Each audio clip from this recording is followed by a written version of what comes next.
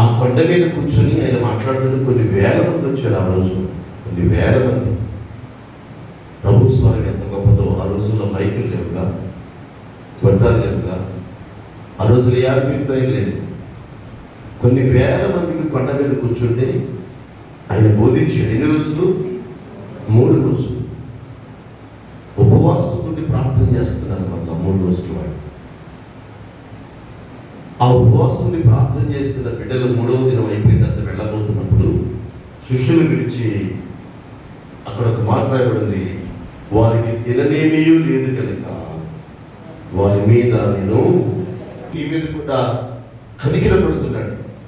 నీ బిడ్డల మీద, నీ కుటుంబం మీద కనికరపడుతున్నాడు.